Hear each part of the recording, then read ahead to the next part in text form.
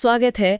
आज हम एक बहुत ही जानी मानी हस्ती मिलिंडा फ्रेंच गेट्स की एक हालिया बातचीत पर थोड़ी गहराई से चर्चा करेंगे। हाँ, वो बातचीत जिसमें इन्होंने अपने जीवन के कुछ बहुत बड़े बदलावों, चुनौतियों और जो सबक सीखे उनके बारे में बात की। बिल्कुल। तो हमारा इरादा है कि इस चर्चा से वो खास बातें, वो नुक्ते निकालें जो शायद हम सब के लिए काम के हों।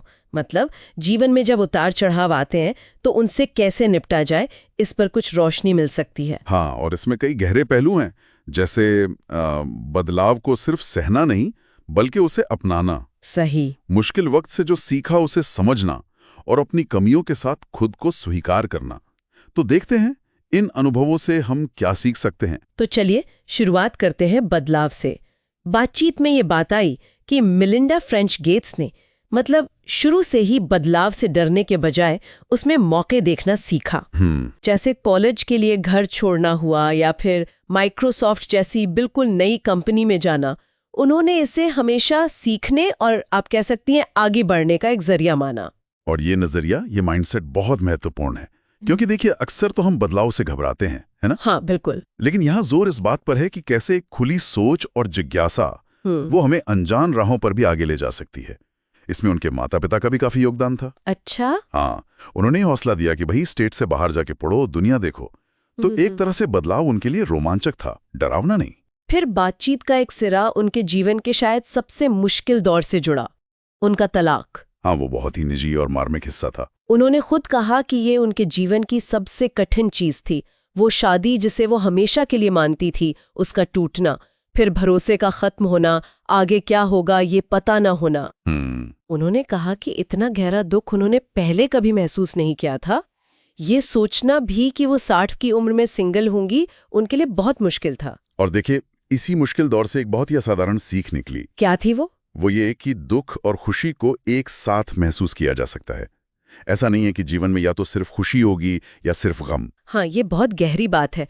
दुख के बीच भी खुशी के लम्हे हो सकते हैं, या कम से कम उसकी उम्मीद तो रखी ही जा सकती है। बिल्कुल, ये एक तरह की भावनात्मक मजबूती है, इमोशनल रेजिलियंस, कि मुश्किल वक्त में भी ये विश्वास रखना कि हाँ, अब खुशी फिर मिलेगी, चाहे उस पल वैसा महसूस ना हो रहा हो। और इस मुश्किल वक्त में उन्होंने सहारा किसका लिया? क्या इस पर बात हुई? हाँ, उन्होंने जिक्र किया अपनी आस्था का, अपने करीबी दोस्तों का और थेरेपिस्ट की मदद का भी।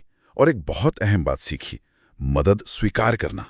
शायद पहले उनके लिए ये आसान नहीं था, पर इस अनुभव ने सिखाया कि भाई, मुश्किल वक्त में सहारा मांगना और लेना ये कमजोरी नहीं, ये ताकत है। चलिए आगे बढ़ते हैं। एक और पहलू जो सामने आया वो था अपनी काबिलियत पर शक करना, ये जो इम्पोस्टर सिंड्रोम कहलाता है। हाँ, और हमेशा परफेक्ट रहने का दबाव। खासकर गेट्स फाउंडेशन के शुरुआती दिनों में वो ग्लोबल हेल्थ जैसे बिल्कुल नए क्षेत्र में काम कर रही थीं, और उन्हें लगता था कि उनकी जो कंप्यूटर साइंस और बिजनेस की पृष्ठभूमि है वो शायद काफी नहीं है। हाँ, वो एहसास कि शायद मैं यहाँ के लिए ठीक नहीं हूँ, या मुझे उतना नहीं पता जितना पता होना चाहिए। लेकिन फिर क्या हुआ?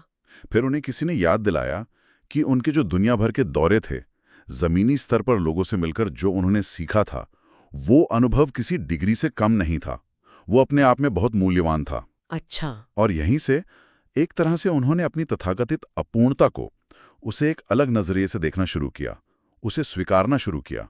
तो अपनी कमियों को ही अपनी ताकत समझ लेना। बिल्कुल, अपनी कमियों में या अपने अनुभवों की जो अनोखी बनावट है उसमें भी एक तरह की सुंदरता देखना और उसे अपनाना।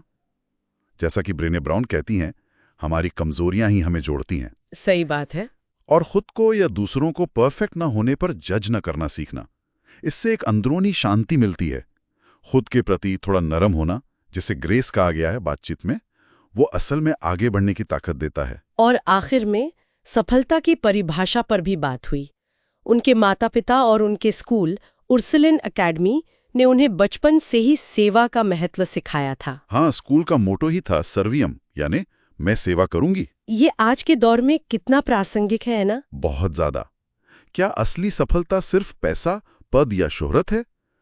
या फिर जैसा कि राल्फ वाल्डो एमरसन का वो कोट है, ये जानना कि आपके जीने से किसी एक जीवन ने भी आसानी से सांस ली है यही सफल होना है। वाह। ये हमें सफलता को इंसानी रिश्तों और दूसरों पर हमारे सकारात्मक असर के नजरिए से देखने की प्रेरणा देता है।